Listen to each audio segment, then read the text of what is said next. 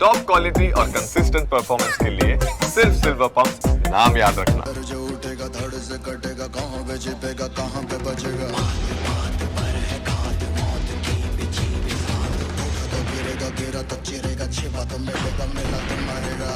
जाग भाग भाग बच सके तो बच ले आज। आदि है ये ज़लज़ला है, पूरे जोर पर चला है। किस्मत दम है जो लड़ा है, कौन रह सका खड़ा है। सबसे अटल सबसे प्रबल शस्त्र रचित रक्त चरित रक्त चरित रक्त चरित रक्त चरित रक्त चरित रक्त चरित रक्त चरित रक्त चरित रक्त चरित। तारीख 7 मे, समय रात्रे 1:05, સ્થળ આતંકિસ્તાન।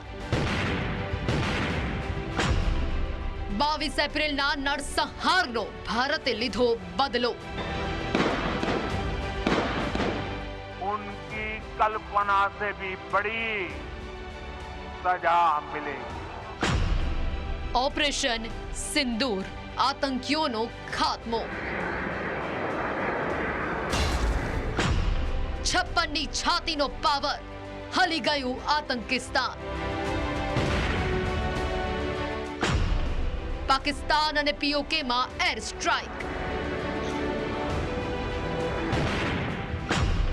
આતંકીઓના ઠેકાણા પર મિસાઇલોનો વરસાદ।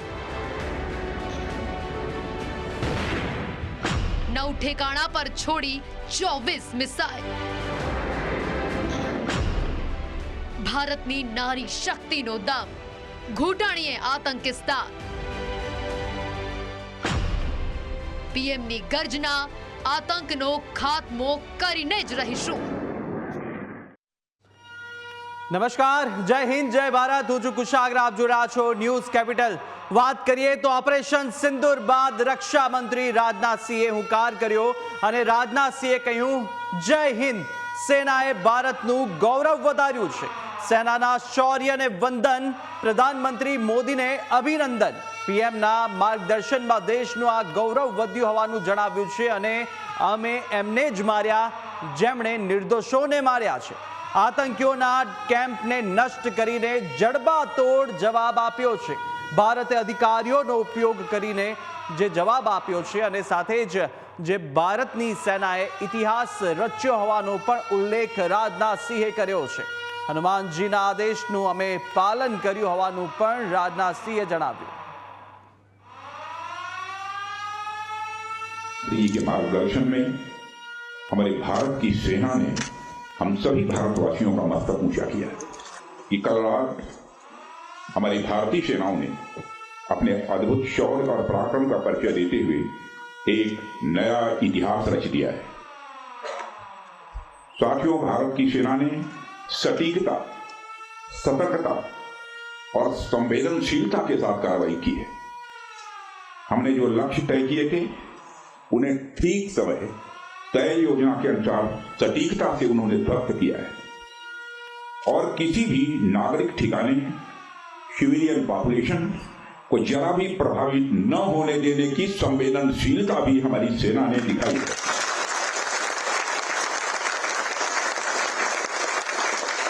यानी एक तरीके से देखा जाए तो हम कह सकते हैं एक तरीके की सटीकता, सतर्कता और मानवीयता यह हमारी भारत की सेना के जवानों ने दिखाई है।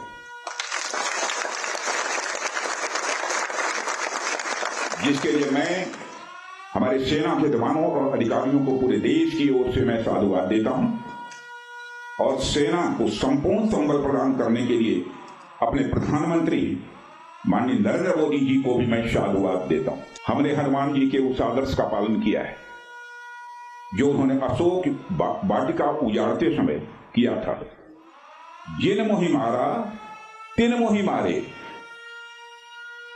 हमने केवल उन्हीं को मारा जिन्होंने हमारे मासूमों को मारा। साथियों, प्रधानमंत्री श्री नरेंद्र मोदी के नेतृत्व में हमारी सेनाओं ने ऑपरेशन सिंदूर लॉन्च करके पहले की तरह ही इस बार भी आतंकियों को ट्रेनिंग देने वाले कैंप्स को तबाह करके करारा जवाब दिया है। भारत ने अपनी सरजमी पर हुए हमले का जवाब देने के लिए अपने राइट टू रेस्पॉन्ड का इस्तेमाल किया है और हमारी यह कार्रवाई बेहद सोच समझकर सधे हुए तरीके से की गई है। आतंकियों के हौसले पस्त करने के उद्देश्य से यह कार्रवाई महज उनके कैंप्स और इंफ्रास्ट्रक्चर तक ही सीमित रखी गई है। मैं पुनः हमारे आर्म्ड फोर्सेस के शौर्य को मैं नमन करता हूं। તો જે રાહ જોઈ રહ્યા હતા અને તે જ રીતે આતંકિસ્તાનની અંદર જઈને નવ જે આતંકીના ઠેકાણા હતા તેને નેસ્ત નાબૂદ કર્યું છે ભારતીય સૈન્યએ। આ જ મુદ્દે આપણે ચર્ચા કરવાના છે ને આપણી સાથે રક્ષા વિશેષજ્ઞ મનનભાઈ ભટ્ટ અને સાથે કેપ્ટન જયદેવ જોશી પણ જોડાઈ ચૂક્યા છે। આપનું સ્વાગત છે સર। આપને ખૂબ ખૂબ અભિનંદન। સૌ પહેલાં તો જે રીતે અત્યારે જે પહેલ કરવામાં આવી સૈન્ય કાર્યવાહી અને જે આતંકિસ્તાન જે આતંકીઓના જે ઠેકાણા જ્યાં હતા ત્યાં મોટી સંખ્યાની અંદર એ આતંકીઓના ઠેકાણાને ટાર્ગેટ કરી, કેમ કે જે હેડક્વાર્ટર હતા આતંકીઓના તેને ટાર્ગેટ કરવામાં આવ્યા છે। ન કોઈ ત્યાંના સિવિલિયન અને સાથે સાથે સૈન્યને પણ કંઈ નુકસાન નથી થયું। જે થયું તે જે નિર્દોષોની જેમણે જાન લીધી છે તેમની સામે આ કાર્યવાહી ભારતની એક ઉત્તમ ઉદાહરણ પૂરું પાડ્યું છે। મનનભાઈ, આપ સૌ પ્રથમ શું કહેશો? જી ચોક્કસપણે ભારતની સ્ટ્રાઇકનું જે પ્રિસિઝન છે ને એ બહુ મહત્વનું રહ્યું છે। ભારતે જે ઠેકાણાઓ નક્કી કર્યા હતા એમાંથી 9 ઠેકાણાઓ જો 21 ટાર્ગેટ્સ પહેલા તો ડિસાઇડ કરવામાં આવ્યા કે આતંક અને આતંકિસ્તાનની અંદર જે આતંકીઓના મુખ્ય ઠેકાણા છે, એમને ટ્રેનિંગ કેમ્પ્સ છે, એમની બેરેક્સ છે, એમના લોન્ચ પેડ્સ છે, આવા 21 અને પછી બહાવલપુરની અંદર રહેલા જૈશનું મુખ્યાલય હોય કે પછી લશ્કર એ તૈયબાની મુખ્ય ઓફિસ, આ બધાને ચિહ્નિત કરીને જે પ્રિસિઝન ગાઇડેડ મ્યુનિશન વડે જે સ્ટ્રાઇક થઈ છે, લોઇટરિંગ મ્યુનિશન વડે જે સ્ટ્રાઇક થઈ છે, એટલે જરા પણ સિવિલિયનને નુકસાન ન જાય એવી રીતે સ્ટ્રાઇક્સ કરવામાં આવી છે। અને જે લોકોએ આપણને નુકસાન કર્યું, રાજનાથસિંહે જે વાત કરી, આપણા રક્ષામંત્રીશ્રીએ બહુ ઇમ્પોર્ટન્ટ છે કે જેણે આપણને નુકસાન કર્યું છે ભારતે એમને ખતમ કર્યા છે, એમનો ખાત્મો બોલાવ્યો છે। ભારતનો હેતુ પાકિસ્તાનની આમ જનતા પર સ્ટ્રાઇક કરવાનો કે એટેક કરવાનો નથી। ભારત કેવળ ને કેવળ પોતાના દુશ્મનોને અને આતંકીઓને એટલે શાંતિના દુશ્મનોને એને ટાર્ગેટ કરે છે। એટલે ભારતનો સંદેશ જે મિસાઇલો પર ભલે લેસ થઈને પહોંચ્યો હોય, પરંતુ ભારતનો સંદેશ એક રીતે જોવા જાવ તો શાંતિનો સંદેશ છે। ભારત કહે છે કે અમે આતંકની વિભીષિકામાંથી પણ શાંતિને શોધી રહ્યા છીએ। ભારત શાંતિના પક્ષે રહ્યું છે અને ભારત વારે વારે જે મેસેજીસ આવી રહ્યા છે એસ્કેલેશન ન થાય એને માટે જ ભારત તરફથી એક ક્લિયર કટ યુનાઇટેડ નેશન્સ હોય કે આંતરરાષ્ટ્રીય બીજી સંસ્થાઓ કે પછી બીજા દેશો, એમને પણ આ સંદેશ જઈ રહ્યો છે કે અમે પ્રિસિઝન સ્ટ્રાઇક કેવળ ટેરર ઇન્ફ્રાસ્ટ્રક્ચરને કરી છે, પછી લશ્કરો હોય, જૈશ હોય કે બીજું કોઈ ટેરર ઓર્ગેનાઇઝેશન। ભારતનો ઈરાદો પાકિસ્તાની સેના પર અટેક કરીને કોઈ એસ્કેલેશન મેટ્રિક્સમાં જવાનો નહોતો। ભારત પોતાના ઈરાદાઓ સ્પષ્ટ કર્યા છે। હવે the ball is in Pakistan court. હવે પાકિસ્તાને શું કરવું છે એ એમણે નક્કી કરવું રહ્યું। હવે ભારતે પાકિસ્તાને જ્યારે પહેલી ચાલ ચલી અને આપણા નિર્દોષોને ઠાર માર્યા, એના જવાબમાં ભારતે હવે પોતાનો માસ્ટર સ્ટ્રોક રમી લીધો છે। હવે બોલ પાકિસ્તાનના કોર્ટમાં છે, એમણે શું કરવું એમણે ડિસાઇડ કરવાનું છે અને એમના દરેક કદમ માટે, એમના દરેક એક્શન માટે ભારત તૈયાર બેઠું છે। ભારતની ડિફેન્સીસ, ભારતની ત્રણેય arm forces, we are ready, let them come, આને દો। બિલકુલ બિલકુલ। અને જયદેવભાઈ, જે રીતે આપ શું કહેશો ઓપરેશન સિંદૂર, જ્યારે આજે મોકડ્રીલ સાયરન આજે આપણે ભારત દેશમાં વાગવાના હતા, પરંતુ તે પહેલાં જ અડધી રાત્રે પાકિસ્તાનમાં સાયરન વાગતા થયા, તે લોકો વિચાર્યું પણ નહીં હોય ને તે રીતે કાર્યવાહી ભારતની દર વખતની જેમ રહી। જી ચોક્કસપણે મારો અવાજ પહોંચે છે આપને? જી બિલકુલ જયદેવભાઈ। જી પાકિસ્તાન જે રીતે ગફલતમાં રહી ગયું, પાકિસ્તાનને એમ થયું કે ભારત હજી તો પોતાનું ઇન્ટરનલ જે કંઈ પણ કામ કરવાનું છે એને ફાઇન ટ્યુન કરી રહ્યું છે। પાકિસ્તાન બિઝી રહ્યું આપણા કેટલાક યુટ્યુબરોને જોઈને કે ભાઈ ક્યારે અટેક થવાનો છે ને એને પોતાની જાતને કંઈ ઇન્ટેલિજન્સ સોર્સિંગ કરતા હોય તેવી વાતો કરવામાં। પાકિસ્તાન બિઝી રહ્યું ઉન્માદવાળા સ્ટેટમેન્ટ આપવામાં અને પાકિસ્તાન બિઝી રહ્યું તેના કદી ન સમયે મદદ કરનાર એવા રાષ્ટ્રોની મિત્રતા કેળવવામાં આજે આપ જુઓ કુશાગ્રજી કે હમલાના આટલા કલાકો પછી પણ એક પણ પાકિસ્તાનનો મિત્ર પ્રત્યક્ષ અથવા પરોક્ષ રીતે ખુલીને પાકિસ્તાનના સમર્થનમાં એમને મદદ કરવી, હથિયાર આપવા, અટેકની વાતો કરવી, મંત્રણાઓ કરવી એ તો જવા દો, એક નાનું અમથું પાકિસ્તાન તરફી ટ્વીટ પણ પાકિસ્તાનના કહેવાતા મિત્રો તરફથી આવ્યું નથી. આ હોવાના કેટલાય કારણો છે. જે સીધું સરળ સ્પષ્ટ કારણ છે એ છે કે ભારતે જે મજબૂત સ્ટ્રેટેજી ઘડીને એક જોરદાર સ્ટ્રાઇક પાકિસ્તાન અને પાકિસ્તાનની અંદર પનપતા ટેરર નેટવર્ક ઉપર કરી અને જે જેન્યુઇન કોઝિસ ભારતના હતા, ભારતની સાથે નૈતિકતાની જે શક્તિ હતી, એના કારણે પાકિસ્તાન કંઈ કહી શકે તેમ નથી. અને એ સિવાય બીજા બધા રાષ્ટ્રો જે ભારતની તરફેણમાં વાત કરે છે, આમને ભારતે સ્પષ્ટતા નથી આપી, પણ ભારતે એમની મંજૂરી નથી માગી. ભારતે માત્ર એમને જાણે આપણે લેટર લખીએ કે ઈમેલ કરીએ અને એમાં સીસી કરીએ, ઇન્ફોર્મ કરીએ, નકલ રવાના કરીએ, એ રીતે આપણે ખાલી એમને નકલ રવાના કરતા ભારતનો પક્ષ રજૂ કર્યો. કોઈ મોટી વિઝિટ્સ નથી કરી વિદેશમાં. ઉલટાની જે વિઝિટમાં હતા ત્યાંથી પ્રધાનમંત્રીજી પાછા આવી ગયા. કંઈ લાંબા લચક એવા ફોન કોલો નથી થયા. સ્પષ્ટ વાત, સીધી વાત, વાસ્તવિકતાની વાત અને ભારતના સાર્વભૌમતા ઉપર જો અટેક થાય તો તેનો વળતો જવાબ આપવાનો અધિકાર જે છે એ ભારત અબાધિત રાખે છે તે વાત. અને સાથોસાથ ભારતના બેગુનાહ, નિર્દોષ, નિસહાય, નિહત્થા ટુરિસ્ટ ઉપર જો આવું કંઈ કરવામાં આવશે તો પણ તેનો વળતો જવાબ આપવાની શક્તિ ભારત પૂરેપૂરી રાખે છે. એ પ્રકારનું વલણ આપણે અંદર, બહાર અને પાકિસ્તાન સામે રાખ્યું. એના કારણે જ અત્યારે આપણે જોઈ રહ્યા છીએ કે ભારતની પડખે ઊભા રહેનાર દેશોની ફોજ છે, જ્યારે પાકિસ્તાનની પડખે એમના કહેવાતા મિત્રો પણ નથી ઊભા. બિલકુલ બિલકુલ.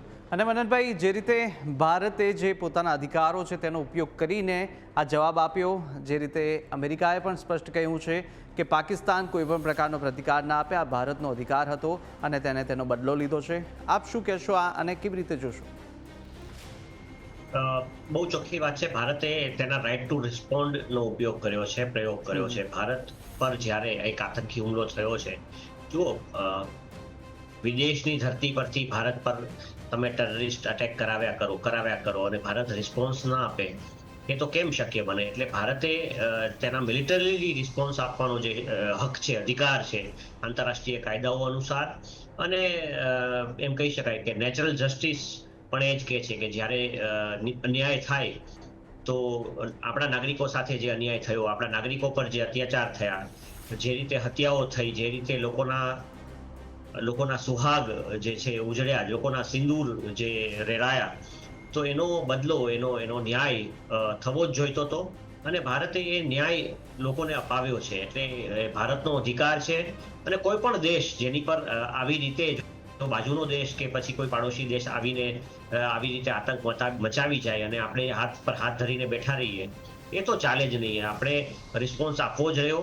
અને રિસ્પોન્સ એટલો ડિસ્પ્રોપોર્શનેટ હોવો જોઈએ, એટલો મોટો હોવો જોઈએ કે આતંક કરનારને, આપણી પર જે અત્યાચાર, આપણા આમ નાગરિકો, નિર્દોષો પર જે અત્યાચાર કરી ગયો, તેને એનું પિંચ ફીલ થાય.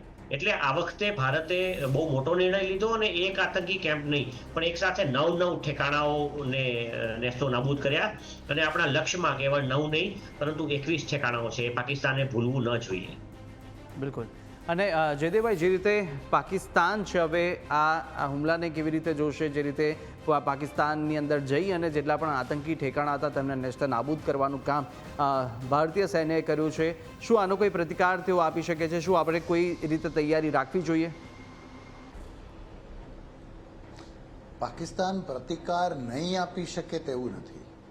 પાકિસ્તાન પ્રતિકાર આપશે કે કેમ એ પ્રશ્ન છે. અને આપશે કે કેમ, આપી શકશે કે નહીં, એ વિચાર્યા વગર આપણે એવું માનીને ચાલીએ કે પાકિસ્તાન પ્રતિકાર આપશે તો શું તૈયારી કરવાની, એ તૈયારીઓ આપણે કરવા માંડીએ. અને એ તૈયારીઓ શું છે? સરળ તૈયારીઓ છે જ્યારે લડાઈમાં જઈએ કે જ્યારે કોઈ આવા ઓપરેશનમાં જઈએ જેની આખો દેશ માંગ કરતો હતો, ત્યારે માત્ર સૈન્ય આવા ઓપરેશનમાં જતું નથી, આખો દેશ પણ જાય છે. અને આવું જવાના કારણે સાવચેતીના ભાગરૂપે કદાચ નાગરિકોએ થોડીક અગવડતાનો સામનો કરવો પડશે, તો તેને રાષ્ટ્રીય ધર્મ માનતા આપણે અગવડતાનો સામનો કરીએ. આ એક. બીજું કામ શું કરવાનું રહેશે આપણે કે પાકિસ્તાન કદાચ અટેક કરે તો આપણી મિલિટરી ડ્રિલ્સ કેટલી મજબૂત છે, આપણું એર ડિફેન્સ સિસ્ટમ કેટલું મજબૂત છે, આપણી એન્ટી એરક્રાફ્ટ ગન્સ, આપણા સરફેસ ટુ એર મિસાઇલ, અને જો દુશ્મનનો હવાઈ હુમલો આવે તો એનું કાઉન્ટર કરવા માટે આપણા એરફોર્સ કેટલા ઝડપથી એમના બેરેક્સમાંથી, જનરલી બેરેકમાં કોઈ ના હોય આવા સમયે બધા ફાઇટર પાયલટ્સ હેંગર્સમાં હોય, એમના હેંગર કે જ્યાં બેઠા હોય ત્યાં ઓપ્સ રૂમ પણ હોય, બ્રીફિંગ પણ હોય, થોડો આરામ કરવાની જગ્યા હોય, અને સીધું દોડીને પોતાના એરક્રાફ્ટમાં બેસી શકાય. ત્યાં 2 થી 3 મિનિટોમાં શું આપણે પહોંચી શકીએ અને એથી પછીની અમુક સેકન્ડોમાં શું રનવે ઉપરથી આપણું એરફોર્સનું વિમાન આકાશમાં જઈ શકે, એની તૈયારી કરવાની છે. અને એટ ધ લાર્જ જે આપણી પાસેથી સરકાર અપેક્ષા રાખે છે તે પ્રકારનું જે ત્યારે મોક ડ્રિલ, હવે આપણે એને મોક ડ્રિલ પણ કહીએ અને સાથોસાથ વાસ્તવિકતાની નજીકની ડ્રિલ કહીએ, તો એ જ કામ કરવાનું છે. આ ડ્રિલોને વાસ્તવિકતાની નજીક વધારે ને વધારે માનતા રિલિજિયસલી આ ડ્રિલ્સ કરીને આપણા કમ્યુનિટીઝને, આપણા લત્તાને, આપણા વિસ્તારને આ પ્રકારના કોઈપણ હુમલાનો સામનો કરવા માટે વધુ ને વધુ ઉપયુક્ત બનાવવાનું છે. રહી વાત તમે જે તમારા પ્રશ્નના પહેલા ભાગની કરી હતી કે પાકિસ્તાન હુમલો કરી શકે કે નહીં, કે કરશે કે નહીં, કરી તો શકે, પણ કરશે કદાચ એટલા માટે નહીં કે આટલો મોટો હુમલો કદાચ પાકિસ્તાન એટલા માટે નહીં કરે કે આ અમુક ગોલ્ડન આર્સ, જે શરૂઆતની સોનેરી કલાકો હતી, જે ઓપોર્ચ્યુન કલાકો હતી, તે પાકિસ્તાન ગુમાવી ચૂક્યું છે. યસ, રાતના સમયમાં આ પ્રકારના હુમલા થતા હોય છે, પાકિસ્તાન કરી શકે, પણ ભારતના સુરક્ષા ચક્રને જોતા જોતા કદાચ પાકિસ્તાન નહીં કરે. અને હજી એક કારણ કદાચ પાકિસ્તાન ના કરે એનું એ કે આજે ભારત પાસે, ઓકે પાકિસ્તાન ના પાડી શકે, પણ ભારત પાસે એ ફૂટેજ, એ થોડા એવિડન્સ અને કાંઈ બધું આપણે બતાવી દીધું હશે એવું નહીં હોય. એ સિવાય પણ આપણી પાસે ઘણું બધું છે જેનાથી એ ફલિત થાય કે આપણે એમના માત્ર ને માત્ર ટેરરિસ્ટ કેમ્પ્સને જ હિટ કર્યા છે. તો આવા કયા ટાર્ગેટને પાકિસ્તાન હિટ કરશે? કોઈ નહીં. પાકિસ્તાને તો ભારતના વાઇટલ ઇન્સ્ટોલેશન, કોઈ કારખાના, કોઈ ડેમ, કોઈ પુલ, કોઈ જાહેર વસવાટની જગ્યા, નાગરિકો જ્યાં રહેતા હોય તે જગ્યા, અથવા તો એક કોઈ પણ આવું મોટી ફેક્ટરી, રેલવે ક્રોસિંગ, આવા વિસ્તારો કે આવી જગ્યાઓને હિટ કરવી પડશે. અને જો આ થાય તો આ એક્ટ ઓફ ટેરર કહેવાય. કરેક્શન, આને એક્ટ ઓફ વોર કહેવાય. આ ટેરરિઝમની સામેની એક્ટ નથી, આ એક્ટ ઓફ વોર કહેવાય. અને એ જો થઈ જાય તો પછી પાકિસ્તાન અનલીશ કરી દેશે ભારતને. ભારત અત્યારે જે લગામ, થોડીક પણ લગામ જે પાડોશીની, મિત્રની, કે માત્ર અમે આતંકવાદ સામે લડશું એ પ્રિન્સિપલ, એ સિદ્ધાંતની, જે સંયમની વાત લઈને ભારત બેઠું છે, એમ પણ લગામ છૂટી જાય અને પછી પાકિસ્તાનનું નેસ્તોનાબૂદ કરવામાં ભારત પછી કંઈ બાકી ન રાખે. એટલે જ્યુડિશિયલી પાકિસ્તાનમાં જરા પણ અમથી શાન હશે તો, જરા પણ ડાપણ હશે તો મોટો હુમલો, મોટી આવી પ્રકારની એરફોર્સની સોર્ટીઝ, એવું ઉડાવવાનું કામ પાકિસ્તાન નહીં કરે. બિલકુલ બિલકુલ. અને મનનભાઈ, આપને શું લાગે છે કે હવે જે કાર્યવાહી છે તે કેવી રીતની થશે? કારણ કે હજી તો કહેવાય છે આ તો અત્યારે પિક્ચર બાકી છે, હજી તો ટ્રેલર જ બતાવવામાં આવ્યું છે. શું લાગે છે આવનારી કાર્યવાહી કયા કયા હજી એવા આતંકીસ્તાનના જે આતંકીના ઠેકાણાઓ છે જે હજુ પણ બાકી છે, ત્યાં પણ મોટી કાર્યવાહી કરી શકે ભારત? બહુ સરસ શબ્દ કુશાગરભાઈ તમે વાપર્યો, પિક્ચર અભી બાકી હૈ. જનરલ મનોજ મુકુંદ નરવાણે, જે ભારતના પૂર્વ સેના પ્રમુખ છે, તેમણે પણ એક્સ પર એક પોસ્ટ કરી છે. એમણે પણ લખ્યું છે કે અભી પિક્ચર બાકી હૈ. સો પિક્ચરમાં શું બાકી છે એની વાત કરીએ. પહેલા તો ભારતે બહુ સ્ટ્રેટેજિક મેસેજિંગ કર્યું છે. પ્રેસ કોન્ફરન્સ ઉપર આપણે ધ્યાન આપીએ ને તો ભારતે 21 લક્ષ્યો બતાવ્યા કે જ્યાં આતંકી ઠેકાણાઓ રહેલા છે. 21માંથી 9 લક્ષ્યોને હાઇલાઇટ કર્યા રેડમાં કે આ ઠેકાણાઓને અમે હિટ કર્યા. ઇટ મીન્સ બીજા 18 ઠેકાણાઓ, આતંકી ઠેકાણાઓ ભારતના લક્ષ્યમાં રહેલા છે. સવાલ એ છે કે ભારત એને ક્યારે હિટ કરશે. તો પાછો એ યક્ષ પ્રશ્ન છે. નરેન્દ્રભાઈ મોદી અનપ્રિડિક્ટેબલ છે પણ પ્રિડિક્ટેબલ છે. એ હિટ તો ચોક્કસ કરશે પણ એ ક્યારે કરશે એ નક્કી નથી. હવે બીજી એ જ ક્વેશ્ચનના બીજા પોઈન્ટ પર જઈએ. જે રીતે કેપ્ટન સરે વાત કરી કે પાકિસ્તાન વળતો હુમલો નહીં કરે, પરંતુ જે સાઇન્સ આવી રહ્યા છે પાકિસ્તાનમાંથી, અને કેવું હોય કે યુઝ્યુઅલી કોઈ પણ દેશ એની પર જ્યારે આક્રમણ થાય અને એ દેશ પાસે જો સેના હોય, સૈન્ય શક્તિ હોય, તો એને પોતાનું ફેસ સેવિંગ કરવું પડે એના દેશની સેના સામે અને વિશ્વ સમક્ષ. બીજી તરફ જે રીતે હમણાં છેલ્લે જે મિટિંગ થઈ, કેબિનેટની મિટિંગ થઈ અને સિક્યુરિટીની મિટિંગ પાકિસ્તાનમાં થયા પછી પાકિસ્તાન પણ એમ કહે છે કે we also have a right to respond, એટલે અમે પણ રિસ્પોન્સ આપશું. પાકિસ્તાન ઉપર ટ્રેમેન્ડસ આંતરરાષ્ટ્રીય પ્રેશર છે, પરંતુ ચીન અને તુર્કી જેવા દેશો એની સાથે પણ ઊભા છે.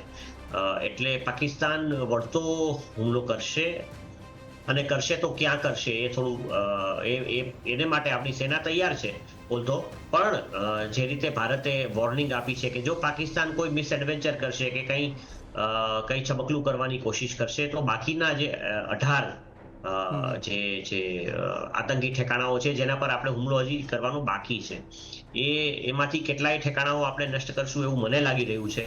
કેમ કે ભારતે વોર્નિંગ આપી છે કે જો એ છબકલું કરશે તો અમે મૂકશું નહીં. એક તરફ શું કરશે, પછી બે મોરચે વોર ખૂટશે. એક કે જ્યાં પાકિસ્તાને મોરચો ખોલ્યો છે પાકિસ્તાને ભારત પર હુમલો કરવાની, કેમ કે પાકિસ્તાન પાસે જયદેવ સરે કીધું એવી રીતે રાઇટફુલી કોઈ એવા લક્ષ્ય નથી કે જેને લેજિટિમેટ લક્ષ્ય કહી શકાય, જેને યોગ્ય લક્ષ્ય કહી શકાય, જેમાં એ મોરલ હાઈગ્રાઉન્ડ લઈ શકે કે ના અમે અહીંયા હુમલો કર્યો છે અને આને અમે જસ્ટિફાઈ કરીએ છીએ. ભારત પોતાના હુમલાઓને, અને આજે નહીં, હું તો કહું છું હજી જેટલા આતંકી લક્ષ્ય હોય, આ 21 તો દેખાડ્યા છે, પણ બીજા પણ જેટલા આતંકી કેમ્પ્સ હોય, જ્યાં સરપને પાડવામાં આવી રહ્યા હોય, એ લક્ષ્યને આપણે જો હુમલો કરીને, એટેક કરીને આપણે હજી નષ્ટ કરીએ તો આપણે એને આંતરરાષ્ટ્રીય સ્તરે જસ્ટિફાઈ કરી શકીએ કે અમે આતંક ઉપર હુમલો કર્યો છે. પાકિસ્તાન પાસે જસ્ટિફાઈ થઈ શકે એવું કોઈ લક્ષ્ય છે નહીં. એટલે પાકિસ્તાનની પાસે ઉપાય બચે છે ભારતના સૈન્ય ઠેકાણાઓ પર હુમલો કરવાનો. પણ જો સૈન્ય ઠેકાણાઓ પર હુમલો કરે, કેપ્ટન સરે કીધું એ રીતે કે it will be an act of war, અને એસ્કેલેશન બહુ ફટાફટ હાઈ થઈ જાય.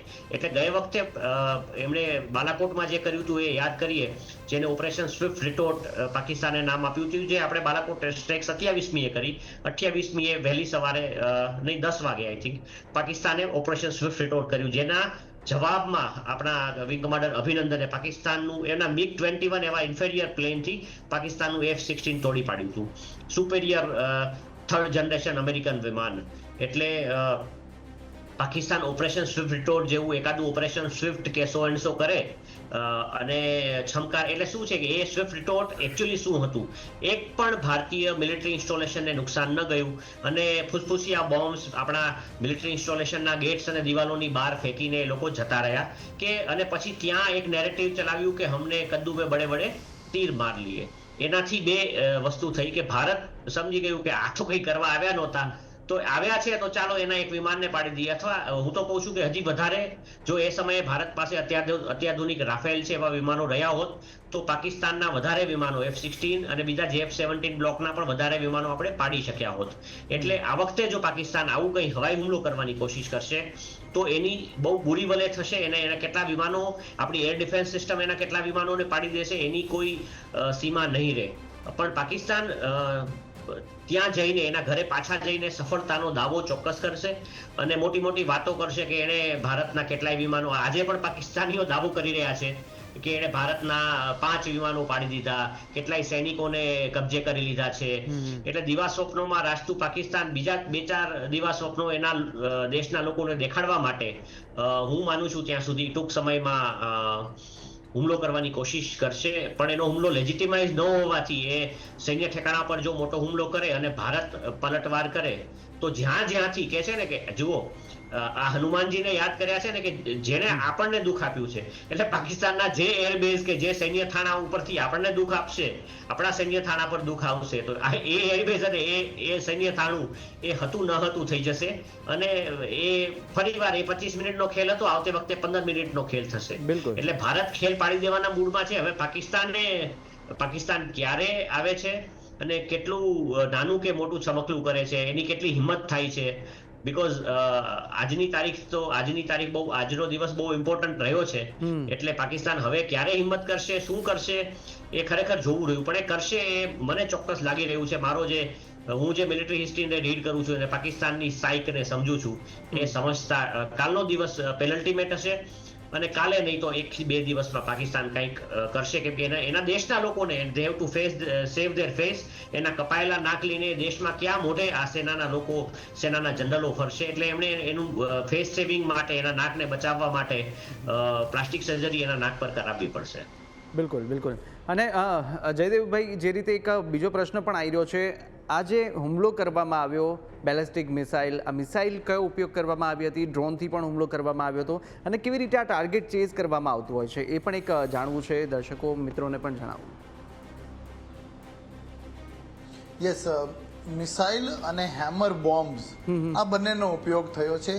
એની ટેકનોલોજી અત્યંત અત્યાધુનિક છે અને ભારતે હમણાં જ કેટલી રીતે ટેકનોલોજીકલી જે એડવાન્સમેન્ટ કર્યા તેનાથી આ હસ્તગત કરાયેલી લેટેસ્ટ ટેકનોલોજી છે. બીજી આપે વાત કરી કે આ ટાર્ગેટ કેવી રીતે સિલેક્ટ કરવામાં આવે છે, તો આઈ થિંક મનન સાહેબે બહુ જ ડિટેલમાં ઘણી બધી વાત એના વિશે કરી દીધી છે. પણ again for the benefit of the audience આપણે કહીએ 21 જેટલા ટાર્ગેટ્સ જ્યાં ટેરરિસ્ટ યા તો ટ્રેનિંગ લેતા હતા, યા લોજિસ્ટિક સપોર્ટ લેતા હતા, યા હાઇડઆઉટ હતા, એમાંથી 9 સિલેક્ટ કરાયા. એ 9 સુકામે સિલેક્ટ કરાયા, એના almost we have discussed about it, એ કરાયા છે. અને હવે એ માનવાને પણ કારણ નથી કે આ ફર્સ્ટ ફેઝ છે કે સેકન્ડ ફેઝ છે કે પછી આવનારા કેટલાય ફેઝોમાંનો એક ફેઝ છે. એટલે આ 21માંથી 9 અત્યારે, એ સિવાયના પણ પછી ક્યારેક થઈ શકે, આજે કાલે કે પછી કોઈ ઓપોર્ચ્યુન સમયે, દિવસો પછી, અઠવાડિયાઓ પછી, કદાચ મહિનાઓ પછી, પણ આવી રીતે આ બધા ટાર્ગેટ જે આતંકવાદના ખાત્મા માટે જરૂરી છે, એનું પીઠબળ હતું, એનું ઇન્ફ્રાસ્ટ્રક્ચર હતું, એને તોડવાનો પ્રયત્ન ભારત ચોક્કસપણે કરી રહ્યું છે. That's about it. બિલકુલ બિલકુલ. અને જે રીતે જોઈએ, આજે જ્યારે બ્રીફ કર્યા હતા પ્રેસ મીડિયાને, ત્યારે 2 શક્તિ સ્વરૂપાના પણ દર્શન કર્યા હતા અને તેમને આગળ રાખી અને બ્રીફ કરવામાં આવી મીડિયાને કે કેવી રીતે આ ઓપરેશન પાર પાડવામાં આવ્યું છે. શું કહેશો, આ રીતે એક કેવો સંદેશો દેશ દુનિયાને આપી રહી છે જે ભારતીય સેના છે, તે કેવી રીતે સંદેશો આપવાનો પ્રયાસ કરી રહી છે, જે રીતે ઓપરેશન સિંદૂર, જે એક દર્દ છે તે આપણે તમામ દેશવાસીઓને અત્યારે મહેસૂસ થઈ રહ્યો છે, અને જે લોકોની ત્યાં આગળ પહલગામની અંદર હત્યા કરવામાં આવી હતી, જે મહિલાઓ હતી ત્યાં આગળ જેમણે નવા લગ્ન કર્યા હતા, તેમના સિંદૂર હટાવી દેવામાં આવ્યા અને જે સુહાગ જે છીનવી લેવાયો હતો, આ એક ખૂબ જ અંદર સુધી એક ઘા છે તે હજી સુધી લાગી રહ્યો છે. અને તેની સામે આ કાર્યવાહી ઓપરેશન સિંદૂરના નામે અને 2 મહિલા શક્તિના આજે જે રીતે તેમણે સમગ્ર ઓપરેશન છે તે જણાવ્યું હતું. મનનભાઈ, આપ શું કહેશો, આ રીતે એક કેવો સંદેશો જઈ રહ્યો છે? પરંતુ સમગ્ર વિશ્વને સંદેશ જઈ રહ્યો છે. ઓપરેશન સિંદૂરનું નામ જુઓ કે પછી જે રીતે આપણી 2 મહિલા અધિકારીઓ આવ્યા અને એમણે જે પ્રોફેશનલિઝમથી ભારતના જે હુમલાઓ ભારતે કર્યા એનું વર્ણન કર્યું, એ બંને જોતા એક કહે છે ને કે એક તો સૌથી પહેલા કે જે ઘાવ છે, જે પહેલગામના ઘાવ છે, એના ઘાવ પર એક મલમ લગાવવાનું કામ થયું છે. એ ભારતની નારી શક્તિ સ્વરૂપા છે જેને કહે છે ને, એમનું આવવું અને આ ઘાવ પર એક મલમ લગાવવો, એ ખરેખર જે પીડિત પરિવારો છે કે પછી એવા લોકો કે જેને શોક લાગ્યો હતો કે કાશ્મીર હવે કેમ જશું, એમણે જોયું કે ભારતની તો નારી શક્તિમાં આ તાકાત છે. ભારતની નારી શક્તિ તો સમગ્ર વિશ્વ સમક્ષ આવી અને ભારતની સ્ટ્રાઇક્સનું એલાન કરે છે. છડેચોક આવીને એલાન કરવું કે નહીં, અમે પાકિસ્તાનમાં ઘૂસ્યા, અમારી મિસાઇલો ઘૂસી છે અને અમે પાકિસ્તાનની અંદર આતંકી ઠેકાણાઓનો નાશ કર્યો છે, અને આટલા પ્રોફેશનલી આ વસ્તુ કહેવું ખરેખર બહુ મોટી વાત છે. અને 2 મહિલા અધિકારીઓ દ્વારા આ મેસેજ આપવો, એ ભારતની એમ્પાવર્ડ વિમેન, એમને એ લોકો રિપ્રેઝેન્ટ તો કરે છે, પરંતુ એ વિમેન એમ્પાવરમેન્ટનું એક એવું જ્વલંત ઉદાહરણ સમગ્ર વિશ્વ સમક્ષ પેશ થયું છે કે જેની ચર્ચા બહુ દિવસો સુધી, બહુ સમય સુધી થતી રહેવાની છે. કે જે બોલ્ડનેસ, જે બ્રેવરી અને જે ઇન યોર ફેસ એટીટ્યુડ ભારતે બતાવ્યો છે, એ ઓપરેશન સિંદૂર, આ ઓપરેશનને નામ આપીને અને વળી આ મહિલા અધિકારીઓને મોકલીને એ પાકિસ્તાનને માટે મેસેજિંગ ઘણું મોટું થયું છે. પાકિસ્તાન સત્તામાં છે અને ઓબ્વિયસ છે કે એ આ અધિકારીઓને ટ્રોલ કરવાની એ લોકો કોશિશ કરી રહ્યા છે, परंतु ये जानता नहीं कि भारत की फौज में कौन सा लोहा बना है और वो लोहा कहाँ तैयार होता है और किस तरह वो वार करता है। એ લોકોને એ લોહાની શક્તિનો પરિચય એમને થયો છે અને હજી જે રીતે જયદેવ સરે કીધું અને આપણા એમઈએના સ્પોક્સ પર્સને આપણા સેક્રેટરી સાહેબે પણ કહ્યું કે it is an ongoing situation. આ બહુ યાદ રાખવા જેવું છે। એટલે હજી સુધી એમણે કોઈ પ્રશ્નોના પ્રેસ કોન્ફરન્સ પ્રેશરની અંદર સ્ટેટમેન્ટ આપ્યું છે ભારતે, પણ કોઈ પ્રશ્નોના જવાબ હજી આપ્યા નથી। આ એક ઓનગોઈંગ સિચ્યુએશન છે અને let us wait for something more to happen, something very interesting to happen. બિલકુલ બિલકુલ। અને આ એ નારી શક્તિ છે અને નારી શક્તિ સ્વરૂપા જેને અત્યારે ભારત દેશે જે જવાબ આપ્યો છે આતંકિસ્તાનને, આતંકીઓને જે જવાબ આપ્યો છે તેના દર્શન ચોક્કસથી થયા હશે આ નારી શક્તિના કે ભારતની એ નારીનો કેટલો પાવર છે, કેટલો દમ છે અને તેમની અંદર કેટલી શક્તિ છે, કેટલી તાકાત છે, હવે જે દુનિયાભરના લોકો છે તે સમજી ગયા છે। અને જયદેવ સર, જે રીતે અત્યારે આપણે પહેલાં જોતા હતા કે ઇઝરાયલ કેવી રીતે એટેક કરે છે, ઇઝરાયલ કેવી રીતે હુમલો કરે છે, પરંતુ આ ભારતનું ઓપરેશન જે સિંદૂર છે તે અદ્ભુત, અકલ્પનીય, જે રીતે એક ઠેકાણા પર હુમલો કરવામાં આવ્યો, કોઈ સિવિલને કોઈ નુકસાન નહીં, સૈન્યના કોઈ ઠેકાણાને નુકસાન નહીં, કોઈ સૈન્યને નુકસાન નહીં, આતંકીઓનો જ ખાત્મો કરવાનો જે એક લક્ષ્ય હતો તે લક્ષ્ય અર્જુનની જેમ એ માછલીનું જે આંખમાં જે દેખાતી હતી માછલીની આંખ, તે રીતે તીર નાખ્યું અને સીધું નિશાના પર લાગ્યું। હવે દુનિયાના લોકો મિસાલ આપશે કે જો હુમલો કરવો હોય, બદલો લેવો હોય તો ભારતની જેમ લેજો। જી ચોક્કસપણે ભારત થેન્ક્સ ટુ બંને પાડોશીઓ, મિત્રો, દુશ્મનો અને આપણા દેશમાં થનારા દશકાઓથી ચાલી રહેલા પ્રોક્સી વોર, આ પ્રકારના કેટલાય આતંકી હમલા અને આતંકીઓનો સામનો કરવા માટે અને આ પ્રકારેના દેશ રોગ નેશનનો સામનો કરવામાં મહારત હાંસલ કરી ચૂક્યું છે।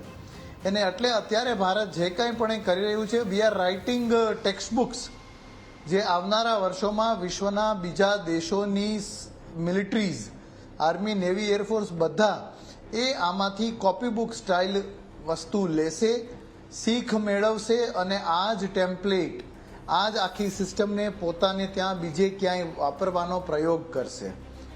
આપે થોડી વાર પહેલાં જ આ પ્રશ્નમાં જે વાત કરીએ કે કઈ રીતે ભારતે આ પ્રકારનો હુમલો કર્યો અને એના વખાણની આપણે વાત કરી, તો જેટલા વખાણ ખરેખર આ હમલાના કરીએ અને આજના દિવસે વી કેન અફોર્ડ આવરસેલ્વ્સ, એટલું એફોર્ડ કરી શકીએ કે આપણે આના ખુશમાં, આના ગૌરવના ક્ષણમાં આપણે આ ઓપરેશનના વખાણ કરીએ, તો એ વખાણ એ છે કે માત્ર 25 જેટલી મિનિટનો સ્ટે, મોટામાં મોટું। શરૂઆતમાં કદાચ વિગતો પ્રાપ્ત નહોતી થઈ અને મનનભાઈ કદાચ એગ્રી કરશે, આઈ એમ નોટ શ્યોર, એમને ખ્યાલ હતો કે નહીં, આપણને મીડિયામાં ખ્યાલ હતો કે નહીં, ઘણા મિનિટો પછી આપણને ખ્યાલ આવ્યો કે ભારતે એમની હવાઈ સીમાનો પણ ક્રોસ કરેલ નથી। તો that is a big thing. અને હથિયારો બધા પાસે હોઈ શકે, પૈસા આપીને હથિયારો ખરીદી પણ શકાય, પણ એ ચલાવવાની કુનેહ, minimum ammunition, maximum damage, minimum time spent, maximum lethality delivered, minimum risk to our soldiers અને maximum casualties on enemy side.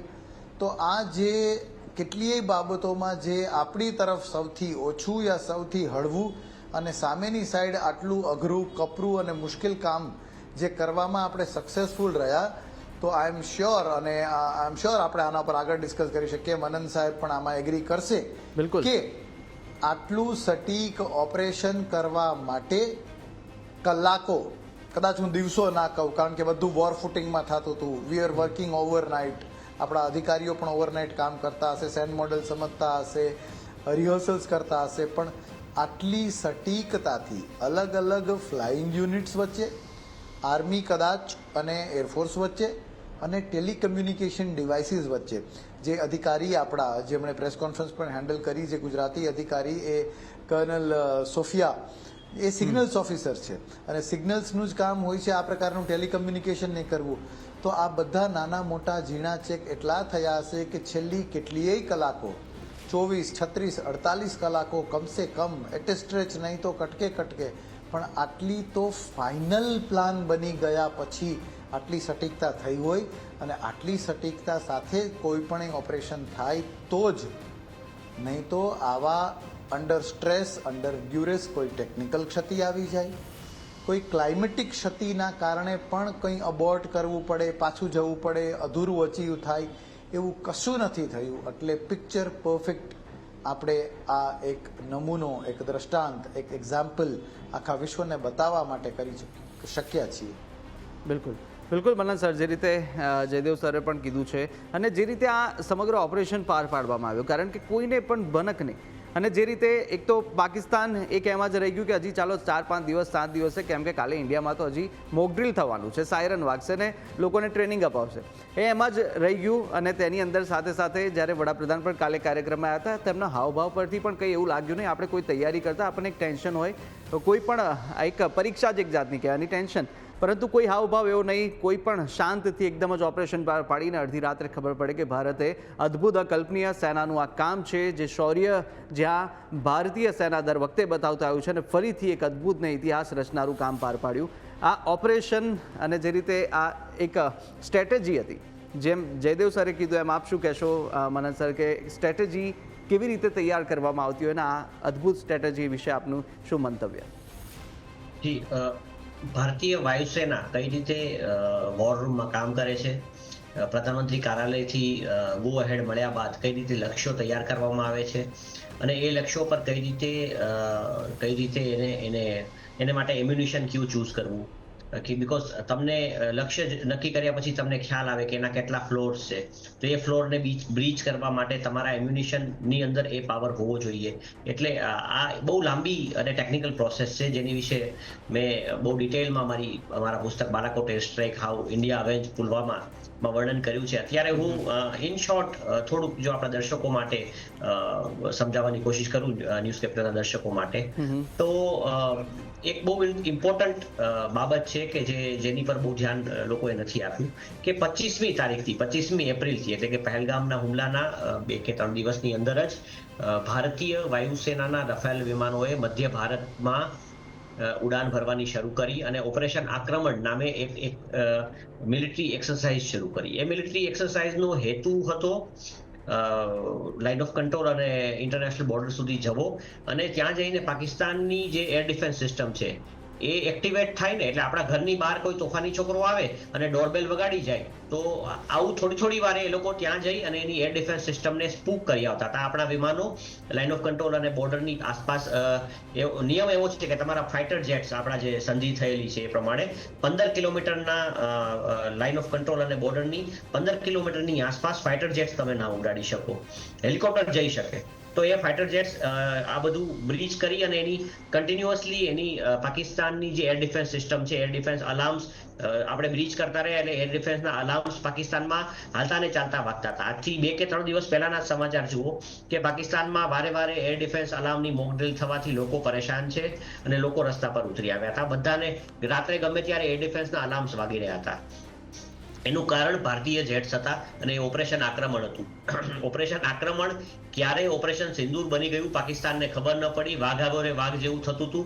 વારે આપણા વિમાનો જતા હતા અને એની એર ડિફેન્સને એક્ટિવેટ થાય પછી પાછા આવી જતા હતા આપણી સીમામાં, અને સેફ એરિયામાં પાછા આવી જતા હતા. આવું કરતા ક્યારે ફરીવાર એક વિમાનોના દસ્તા ગયા, 2 કે 3 દસ્તા, એમાંથી જે ફોરવર્ડ એલિમેન્ટ્સ હતા એ લોકોએ પાકિસ્તાનની એર ડિફેન્સ સિસ્ટમને સ્પૂક કરી. પાકિસ્તાને એના ફાઇટર્સને હંમેશાની જેમ એને એમ કે આ એક નોર્મલ ડ્રિલ છે, મોક ડ્રિલનો પાર્ટ હશે એવું કંઈક સમજીને કેટલાક ફાઇટર્સને એને હું માનું છું ત્યાં સુધી સ્ક્રેમ્બલ પણ કર્યા હશે, પરંતુ ત્યાં એકચ્યુઅલ જે એટેક ફોર્મેશન હતી પાછળથી એ આવી અને એ આક્રમણ કરી અને કેટલીક મિનિટોમાં જ એમને જે લક્ષ્યો આપ્યા હતા એ બધા લક્ષ્યો પર વાર કરી અને સ્ટેન્ડઅલોન અટેક્સ કર્યા છે. આપણે એલસી ક્રોસ કરવાની કે ઇન્ટરનેશનલ બોર્ડરને ક્રોસ કરવાની જરૂર જ નથી પડી, કેમ કે આપણી જે સ્કેલ્પ મિસાઇલ વડે હુમલો થયો છે કે પછી લોઇટરિંગ એમ્યુનિશન્સ વડે જે ભારતમાં બનેલા શેષનાગ અને બીજું એક લોઇટરિંગ એમ્યુનિશન છે જેની વડે હુમલો થયાની હું માની રહ્યો છું, તો એ પણ એમની રેન્જ જે છે કે 1000 કિલોમીટરની રેન્જ તો આ લોઇટરિંગ એમ્યુનિશનની છે, ડ્રોન્સ વડે જે થાય છે. અને આ જે જે મિસાઇલની વાત થઈ રહી છે, સ્કેલ્પ મિસાઇલ, સ્ટોર્મ શેડો, એની રેન્જ, અને એક તો એ છે ને એ ટેરેનમાં માસ્કિંગ કરીને એટલે નીચેના લેવલે ચાલે છે, એટલે એને કોઈ વિશ્વની કોઈ એર ડિફેન્સ સિસ્ટમ એને શોધી નથી શકતી. એનો ઇન્ફ્રારેડ સિગ્નેચર છે એ બહુ ઓછું છે, એટલે એને ટ્રેક નથી કરી શકાતી. એટલે અચાનક આવ્યા મિસાઇલો છોડી અને મિસાઇલોએ એનું કામ કરી નાખ્યું. પાકિસ્તાન જોતું રહી ગયું કે આ ભારતનો ફોલ્સ ફ્લેગ અલાર્મ છે કે એકચ્યુઅલ એક્શન છે. કેમ કે તમે રોજ 25 તારીખથી રોજ ફોલ્સ ફ્લેગ અલાર્મ કરી રહ્યા હતા, પાકિસ્તાનને સ્પૂક કરી રહ્યા હતા, અને ક્યારે હુમલો થઈ ગયો હોય પાકિસ્તાન કલ્પી પણ ન શક્યું. આવું કંઈક બહુ મોટું બન્યું છે. અને આ બન્યા પછી પાકિસ્તાન પોતે સત્તામાં છે, પાકિસ્તાનના એક્સપર્ટ સત્તામાં છે કે અમે ડિફેન્સને આટલી બધી વોર ગેમ કરી હતી અને તૈયાર કરી હતી કે ભારત આવે ને અમે જવાબ આપશું, પણ બન્યું કંઈક ઊંધું કે ભારત એના લક્ષ્યો. અને જુઓ, આપણે જે આ બિલ્ડિંગોને બતાવી રહ્યા છીએ ને, એ બિલ્ડિંગોની અંદર મલ્ટિપલ એન્ટ્રી પોઈન્ટ્સ છે. એક એટલે આને જે આપણે બતાવી રહ્યા છીએ એ અમારે માટે, એક્સપર્ટ્સને માટે BDA એટલે બેટલ ડેમેજ એસેસમેન્ટ કહેવાય.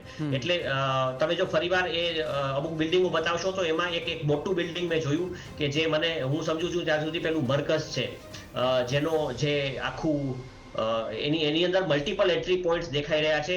અને વળી એ એન્ટ્રી પોઈન્ટ પછી પણ એની જમીનની અંદર પણ ઊંડા ખાડા, એટલે કે એને અંડરગ્રાઉન્ડ જે બંકરો કે જે રહેઠાણો તૈયાર કર્યા હતા એના આતંકીઓ માટે, એમાં પણ ભારતના જે એમ્યુનિશન ગયું છે એની વડે સેંધ પડી છે. એટલે ભારતે એમ્યુનિશન પણ એવા ચૂઝ કર્યા છે જે લક્ષ્ય હોય એ લક્ષ્ય પ્રમાણે એમ્યુનિશન અને એની અંદર દારૂગોળો એવો ચૂઝ કરવામાં આવે, જેથી આપણું લક્ષ્ય જે છે એનું જેટલો વિનાશ આપણે અપેક્ષિત છે એટલો જ વિનાશ થાય. અને એને જેને કહેવાય કોલેટરલ ડેમેજ એટલે અનુષાંગિક નુકસાન. આજુબાજુમાં આપણે મોટા, એવું નથી કે ભારત પાસે મોટી મિસાઇલો કે બ્રહ્મોસ નથી, એટલે ભારત ઈચ્છે તો બ્રહ્મોસનું એક બટન દબાવે ને 6 મેકની સ્પીડે જતી બ્રહ્મોસ મોટા વિસ્તારોને ખેદાન મેદાન કરી નાખે. પણ એવું કરવાને બદલે ભારતે પ્રિસિઝન એમ્યુનેશન મોકલ્યા છે, મલ્ટિપલ સ્ટ્રાઇક્સ કરી છે. એટલે જે સ્ટ્રક્ચર્સને આપણે રેઝ કરવા માંગતા હતા, જે સ્થળોને આપણે ટાર્ગેટ કરવા માંગતા હતા, એની સિવાય આજુબાજુમાં બીજે ક્યાંય અનુષાંગિક નુકસાનો થયા નથી. બહુ ઇમ્પોર્ટન્ટ છે. મિશન પ્લાનિંગમાં આટલું બધું ફોકસ કરીને આપણે ચાલીએ છીએ, એટલે જ ભારતની જે રિસ્પેક્ટ છે એ બાલાકોટ એર સ્ટ્રાઇક હોય કે પછી સર્જિકલ સ્ટ્રાઇક હોય હંમેશા વધી છે. બિલકુલ. અને જયદેવ સર, બાવલપુરનું નામ છે ને દશકોથી સાંભળતા આવ્યા છે. ત્યાં આગળના જે આતંકી કેમ્પ ચાલી રહ્યા છે, મસૂદ અઝહર કે જ્યાં ત્યાંનો મુખ્ય આતંકીઓને એનો આકા, અને તે અનેક એવી ભારત વિરોધી પ્રવૃત્તિ કરવામાં તેનું નામ સંડોવણી સામે આવી, સાંસદ પરના હુમલા હોય, ત્યારબાદના બહાવલપુરની અંદર એ આતંકીઓએ ટ્રેનિંગ લીધી છે. ત્યાં આગળ નેસ્તે નાબૂદ કરી દેવામાં આવ્યું. એનો જે સાથે એના પરિવારના 15 જેટલા લોકો પણ ત્યાં આગળ મોતને ભેટ્યા છે. આ સ્ટ્રાઇકની અંદર તેમને મોત મળ્યું. અને જે રીતે હુમલો કરવામાં આવ્યો, એક પોઈન્ટ છે તે એક પોઈન્ટ ટાર્ગેટ એક્ઝેક્ટ એ જગ્યા પર કરવામાં આવ્યા છે. અને મસૂદ અઝહર કે જે એવું કહી રહ્યો હતો કે કાશ આની અંદર હું પણ મરી ગયો હોત તો સારું હોત. આ ખોફ હવે દેખાઈ રહ્યો છે આતંકી. એને પોતે બહાવલપુરને પોતાનો એક અભેદ્ય કિલ્લો બનાવી લીધો હતો. ત્યાં એટલા ઓપરેશન્સ એને પ્લાન કર્યા, એટલા લોકોને ત્યાં તેને બ્રેઇન વોશ કર્યા, અને એટલા લોકોને ત્યાં તેને ટ્રેન કર્યા. ત્યાં અલગ અલગ સ્તરના ટ્રેનિંગ લેવલ થતા હતા, અલગ અલગ સ્પેશિયલાઇઝેશનની ટ્રેનિંગ ત્યાં અપાતી હતી. So you can well imagine કે કેટલો ફ્રી રન પાકિસ્તાની સૈન્યએ અને પાકિસ્તાની સરકારે તેમને આપ્યો હશે, કે he was able to operate at will. પોતે જે રીતે ઈચ્છે તે રીતે ત્યાં વર્તન કરી શકતા હતા, કંઈ પણ એ કામ કરવું એ કરી શકતા હતા. એમ જ સમજો કે પોતે ત્યાંની સરકાર હોય એ પ્રકારના નિર્ણયો અને એ પ્રકારની ગતિવિધિઓ ત્યાં કરી શકતા હતા. એ જગ્યાને હિટ કરવું, એ લોકો તો એમ માનીને બેઠા હતા કે અમે અહીંયા બેઠા છીએ, ભારત અહીંયા અટેક કરશે નહીં, જો કંઈ અટેક થશે તો પાકિસ્તાની આર્મી અથવા પાકિસ્તાની એરફોર્સ આપણી મદદે આવશે. ISI આવું થવા નહીં દે, ISI ભારતને અંદરથી ખોખલું કરશે. કાંઈક ભારત આવી એક્શન લેવાનું હશે તો ISI દોડીને આવીને આપણને સૌથી પહેલાં ઇન્ફોર્મેશન આપી દેશે. આવા એક મદમાં રાચતા દુશ્મનને એના કિલ્લામાં જ ત્યાં જ જઈને ધ્વસ્ત કરવો, આ રીતે ધ્વસ્ત કરવો, એવા એમ્યુનિશન સાથે ધ્વસ્ત કરવો કે હવે ત્યાં રહેવું તો જવા દો, ઓપરેટ કરવું હોય તો ફરી પાછું આ મેશનરી વર્ક, કડિયા કામ કે બાકી બધું ગોઠવવાનું કામ, અર્થ મૂવિંગ ઇક્વિપમેન્ટો લાવવા પડે, અને 2, 3, 4 મહિના સુધી તો ત્યાં બેસીને ઓપરેટ ન થઈ શકે. એ હદે we have powdered the building to dust એમ કહેવાય કે આપણે એ હદે એને સાવ ભૂક્કો ભાંગીને ભૂક્કો કરી નાખ્યો છે. એ હદે આપણે જ્યારે કર્યું હોય તો ત્યારે it's a big attack. Yes, big attack on the building and the infrastructure. Yes, પણ આ બધા આતંકના આકાઓના મનમાં રહેલ એ જે ધરપતનો ખ્યાલ હતો કે અમને હલાવનાર કોઈ નથી, એ સમજણ અને એમનું જે સ્વપ્ન હતું એ સ્વપ્નને પણ ચકનાચૂર કરતું કામ આપણા આ અટેકે કર્યું છે. બિલકુલ. અને મનન સર, વાત કરીએ પાકિસ્તાનના પંજાબની, ત્યાં આગળ એક સેનાનો ગઢ ત્યાં આગળ માનવામાં આવે છે અને સૈન્યના ગઢની અંદર આ રીતે ભારતનો હુમલો એ સેનાને પણ મુંહતોડ જવાબ છે, કારણ કે સેના ત્યાં આગળ ઊંઘતી રહી અને અડધી રાતે પાકિસ્તાનના આતંકી ઠિકાણા છે અને જે મુખ્ય કરીને પંજાબ, કેમ કે પંજાબ એ સેનાનો ત્યાં આગળ ગઢ માનવામાં આવે છે અને પંજાબ સુરક્ષિત આતંકીઓ માટેનું જગ્યા સ્થાન પણ માનવામાં આવતું હોય છે, કારણ કે સેના તેને છાવરતી આવી છે આતંકીઓને. મહત્વનું છે કે આજે જ્યારે એ આતંકીના જનાઝા જઈ રહ્યા હતા ત્યારે તે જનાઝાની અંદર પણ પાકિસ્તાનના જે સેનાના અધિકારીઓ છે તે પણ જોવા મળ્યા હતા અને આ એક મોટો સંકેત આપી રહી છે કે સેના છે તે આતંકીઓને ત્યાં છાવરે છે, તેમને સુરક્ષિત રાખે છે, તેમને સિક્યુરિટી પ્રોવાઈડ કરી રહી છે અને તેને જ પંજાબની અંદર એમને આશા પણ નહીં હોય કે પહેલાં જે પીઓકેની અંદર સીમિત હતું, જે પીઓકેમાં થતું હતું આતંકીઓના ઠેકાણા નેસ્ત નાબૂદ કરાતા હતા, પરંતુ પંજાબ તેમને ખ્યાલ બહાર જતું રહ્યું. જી, પાકિસ્તાની સેના છે ને એ મુખ્યત્વે એમ કહી શકાય કે પંજાબીઓની સેના છે અને પાકિસ્તાનની અંદર રહેલા પંજાબીઓ સેનાને ડોમિનેટ કરે છે અને બાકીના લોકો પર જુલમ ગુજારવામાં પણ કોઈ કસર છોડતા નથી. એટલે એની ઉપર ઘણા બધા પુસ્તકો લખાયા છે, ઘણા આર્ટિકલ્સ લખાયા છે. પંજાબીઝેશન ઓફ પાકિસ્તાન આર્મી, એ લોકો અને પંજાબની અંદર રહેલા માજી સૈનિકો હોય કે સૈનિકો, એ બધા જ એને હમણાં તો આજે આતંકી હુમલો ભારતના આપણા પહેલગામમાં થયો, એમાં એક દાઢીવાળો માણસ છે, લાંબો અને પાતળો, એવું કહેવાય છે કે પાકિસ્તાની સેનામાં મેજર હતો. એટલે આ બધા પંજાબીઓને ટાર્ગેટ કરવા કે એવા પંજાબીઓ કે જે આતંકમાં લિપ્ત હોય. પાકિસ્તાન એવું માનતું હોય કે ના, પીઓકે એક થ્રેશોલ્ડ છે, ભારત પીઓકેને પોતાનું ગણે છે એટલે પીઓકે સિવાય ક્યાંય અટેક નહીં કરે. તો એ જે રેડ લાઇન છે એ ભારતે આ વખતે ક્રોસ કરી છે અને પાકિસ્તાનના પંજાબમાં જ્યાં આતંકી ઠેકાણાઓ હતા ત્યાં જઈને હુમલો કર્યો છે. એટલે પંજાબ પણ ભારતના હુમલાથી, ભારતના અગ્રેશનથી ઇમ્યુન નથી. એટલે પંજાબીઓએ પણ હવે જાગી જવાની જરૂર છે. એ કહે છે ને કે એને ત્યાં વાર કરો જ્યાં એને સૌથી વધુ દર્દ થાય. એટલે પાકિસ્તાનના પંજાબમાં જ્યારે હુમલો થાય ને, તમે બહુ સરસ વાત કરી કે પાકિસ્તાનના પંજાબમાં જ્યારે હુમલો થાય ત્યારે પાકિસ્તાનને સૌથી વધુ દર્દ ત્યાં થાય, કેમ કે પાકિસ્તાનની સેના એક રીતે પંજાબીઓની સેના છે. એટલે એ લોકોને જે દર્દ થઈ રહ્યું છે એ દર્દ એને આ વખતે અનુભવાયું છે અને ભારત હજી જ્યારે વધારે ડિસિઝિવ એક્શન્સ લેશે ત્યારે પણ ભારત હવે એટલું એ કહી શકાય કે જે રેડ લાઇન ક્રોસ થઈ ચૂકી છે, ભારતે જે અગ્રેશન આ વખતે દેખાડ્યું છે એ જોતા આગળ જતા પણ ભારત પંજાબ હોય કે પછી પાકિસ્તાનનો બીજો કોઈ પણ ભાગ ત્યાં જઈ અને હુમલો કરવામાં પાછી પાની નહીં કરે કે બે વાર વિચાર નહીં કરે. ભારત ઈચ્છશે ત્યારે જ્યાં જ્યાં આતંકી ઠેકાણાઓ હશે ત્યાં વાર કરશે.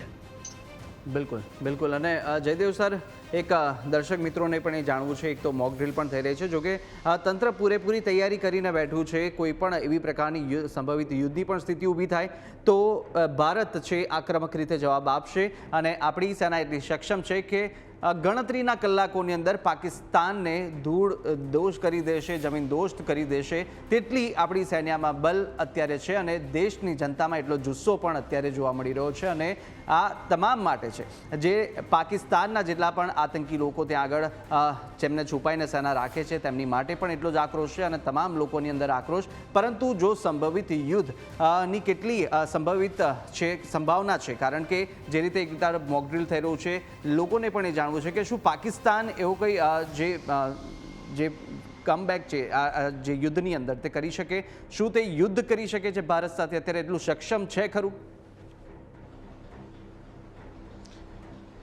સક્ષમતાની વાતમાં ન જઈએ, કારણ કે સક્ષમ તો છે નહીં, પણ શું પાકિસ્તાન યુદ્ધ કરી શકે એ આપના પ્રશ્નનો જવાબ આપવું તો, અને મે બી આમાં કેટલા બધા ઓપ્શન્સ છે અને આમાંથી ભવિષ્યના ગર્ભમાં જ છે શું સાચું થશે શું ખોટું થશે. પણ શું પાકિસ્તાન યુદ્ધ કરશે? યુદ્ધ એટલે ઓલ આઉટ વોર, મોટી લડાઈ, એકથી વધારે મોરચાની લડાઈ, તો આ હોવાની શક્યતા 10 થી 15%. નાનો મોટો હુમલો ખાલી પોતાના લોકોને રાજી રાખવા માટે, એમ કહેવા માટે કે અમે જઈને કંઈક કરીને આવ્યા, ખોટા ફેક નેરેટિવ દેખાડવા માટે, પોતાની ચેસ્ટ થમ્પિંગ કરવા માટે, નાનું મોટું છમકલું અને પછી એમ કહેવું કે જુઓ અમે આ કરી બતાવ્યું, એવું કંઈ પાકિસ્તાન કરશે તો તેની શક્યતા 60% 60-70 મે બી. અને બીજી બે હું ઝીણી શક્યતાઓ ગણું છું જે થોડી ઓછી એવી એક 20% જેવી શક્યતા હું એ ગણું છું કે પાકિસ્તાન પણ આવી રીતે જ નાના એટ્રિશન એટલે કે આપણને ઝીણી તકલીફ થાય એ પ્રકારના પોતાની સરહદમાં રહીને જ આર્ટિલરી ફાયર કરશે.